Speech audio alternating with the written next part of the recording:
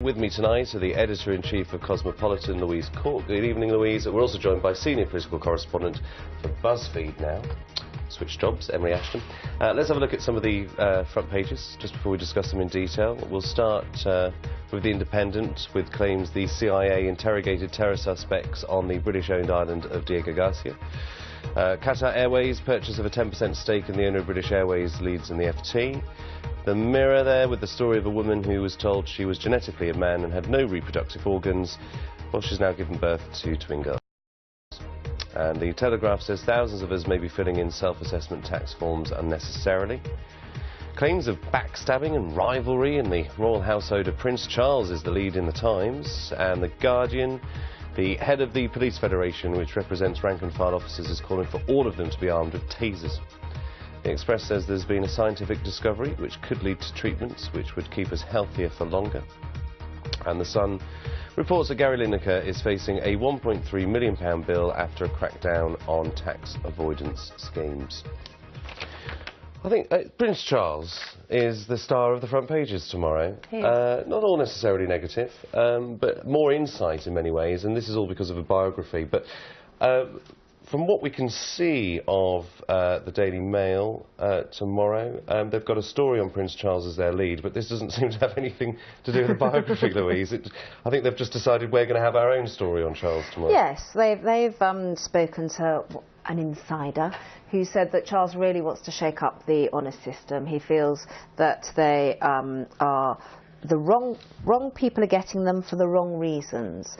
I mean, this isn't a new thing. For a while, people have been talking about, the terms of OBE, Order of the British Empire. That feels quite jingoistic. It feels really old-fashioned, and it needs to be modernised. And there have been reports a couple of years ago saying that the Queen didn't want any of this to happen during her reign. So I think when Charles becomes king, he's going to kick over the traces a bit, and this is obviously going to be the first thing he does. I mean, it is from, the time of the British Empire, I suppose, and, we don't even really use those two words anymore now, apart from when it comes to the honours list. No, exactly, and, Charles has intervened in things before and kind of tried to get involved, so he's talked to government ministers, government officials about policy, and maybe that hasn't been taken very well in the past. But I think actually a lot of people will welcome a shake-up of the honours system. A lot of people think it's old-fashioned and it's definitely due for an overhaul. One member of the Prince's inner circle told the Mail, "Why should people still be invested with an order of a defunct British Empire?" But also, how many people are getting these honours? There's a lot of people getting them just for doing their jobs, a lot of people think, especially people in Westminster, the politicians and the civil servants. Why do they deserve an OBE, CBE and MBE for doing their jobs? And celebrities. I think the stories people always seem to like are, a lady who's been a lollipop lady for 40 years or whatever, the people who really make a difference in their community.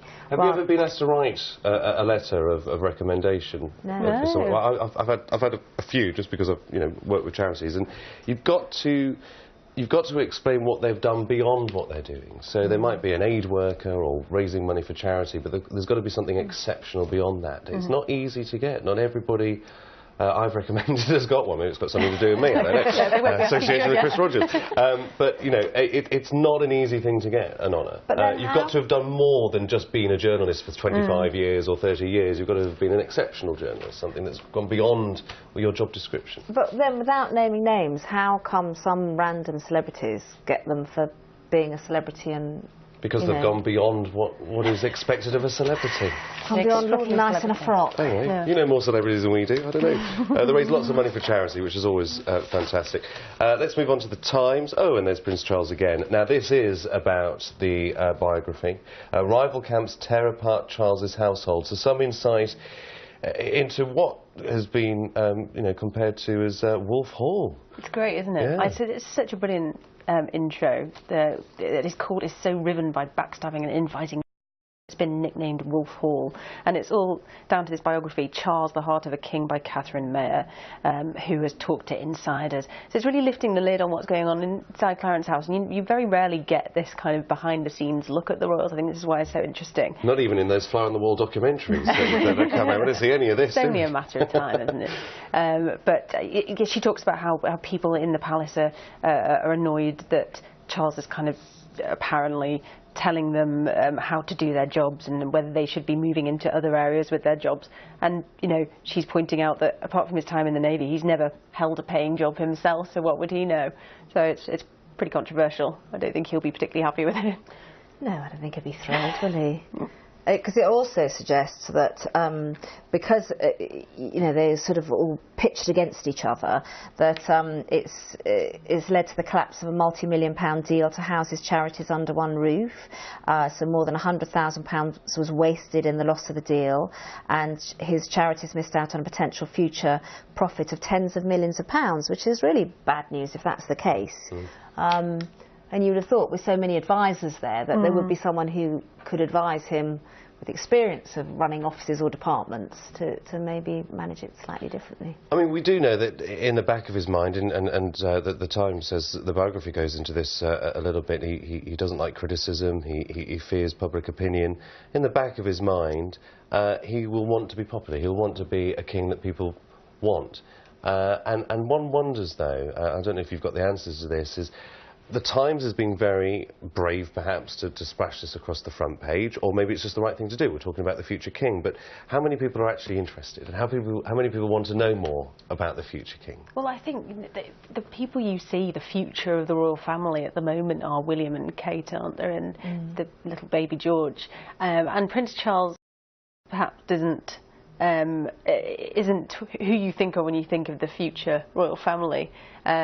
And yeah, so he's, you know, perhaps he's a bit insecure about his own future as a future monarch, seeing that his children getting a lot more attention. The biography might not do him any harm. It might, you know, people might learn more about him that they quite like, or they like the fact that he is human after all, and worries about what people think. I think the challenge is we know he's human. You know, I think whether he is connected to people or whether he's wise enough remains to be seen. I think that those are people's fears of him, and they, you know, always see him as a little bit eccentric, talking to his plants, and as you say, putting his nose in places where the Queen probably would be shrewd enough to think, actually, you don't get involved there.